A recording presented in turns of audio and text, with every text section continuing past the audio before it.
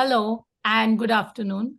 Welcome to the What We Need Spotlight interview series. We would like to thank you for being available for this session and giving us your time. Can you please tell us your name, where are you located, and the organization you're associated with? You could also briefly tell us about the organization's work. My name is Macharia Joroge. I'm a Kenyan. I'm located in Nairobi, and I'm the director of Championing for Inclusive Communities in Kenya. It is an OPD, an organization of persons with psychosocial disabilities that was registered and founded in Bangkok under the TCI fellowship program in the year 2022.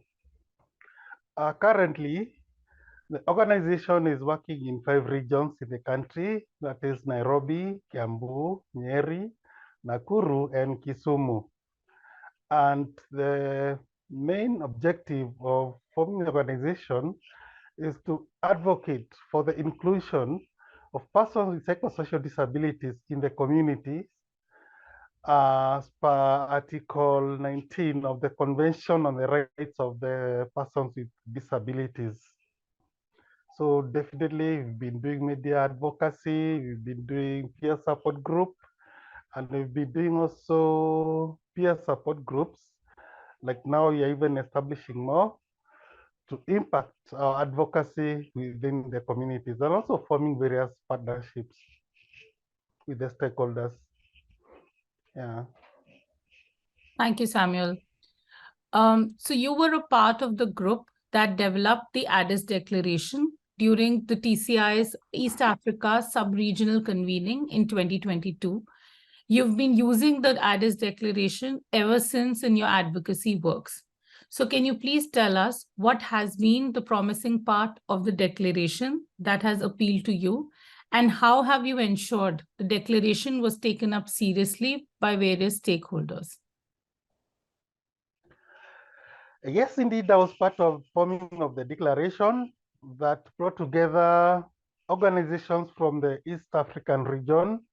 That is we had a convening in Addis Ababa, and it brought out the common issues that affect persons with psychosocial disabilities. And these are the barriers to access to services and opportunities within communities like health, employment, access to justice, and also exclusive policies that brought about violations like sexual and physical abuse, discrimination. And we had a common voice to, as our way forward, and put up some recommendations that would want actually the stakeholders, and indeed some stakeholders attended the last day of the conference, and we were able to highlight some of these recommendations to them. And then we took that beyond back to our country missions, and even in our activities to engage more with the stakeholders to see how they can intervene and partner so that we can come up with accommodations and some policies that can guide the way forward. So we are glad that so far we've seen some impact, like the media is careful or is choosy when talking about persons with psychosocial disabilities with the language that they are using. For instance, they are not using derogatory messages or references on persons with psychosocial disabilities, as this used to be the case. We've also seen some changes, like now there is a persons with disabilities bill being discussed by the Senate in Kenya, and it really reflects the spirit of the CRPD, and we've been consulted on what needs to be done to make it even more effective. And we gave our submission and told them to recognize psychosocial disabilities and put it more clearly in the definitions so that it is not in a blanket. And such that the people with the invisible disabilities could also be excluded when implementing this particular bill as an act. So that consultation to us feels like it is a great way forward. We've also been part of the review of the implementation of the CRPD by the government in very many forums. And we are part of the caucus. There is also giving a recommendation and on the evaluation of the engagement by the government.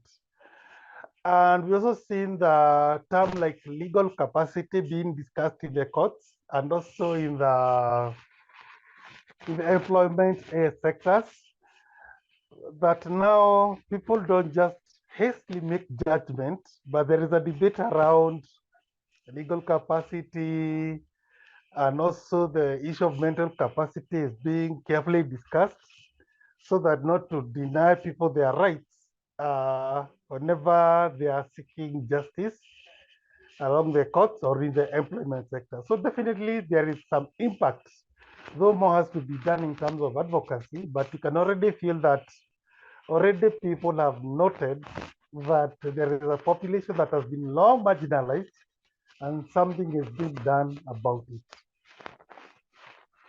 Thank you, Samuel.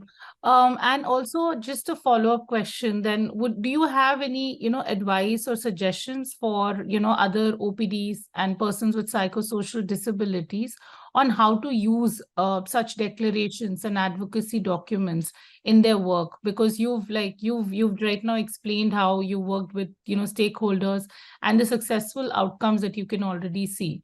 So any suggestion or any advice that you would want to share? Yes, actually by forming strategic partnerships with the stakeholders, for instance, various government departments, and then also convening the stakeholders meetings and officially introducing the document and even giving out the printouts can be quite impactful. And also a lot of media campaign mentioning about it, and even like now what we are planning to do in our what we need campaign is to develop some slogan based on the Addis Declaration, so that now we can launch it on Twitter, on Facebook, and wherever we are going to do, it is going to be a main ingredient in our What We Need campaign as CIC Kenya. Thank you, Samuel. So thank you for firstly contributing to the development of this really strong advocacy document. And thank you for telling us how such declarations can be used in advocating for rights and inclusions of persons with psychosocial disabilities. We are sure it will be immensely helpful for persons with psychosocial disabilities and their representative organizations. We would thank you again for agreeing to participate in this interview series. Thank you so much. Thank you very much.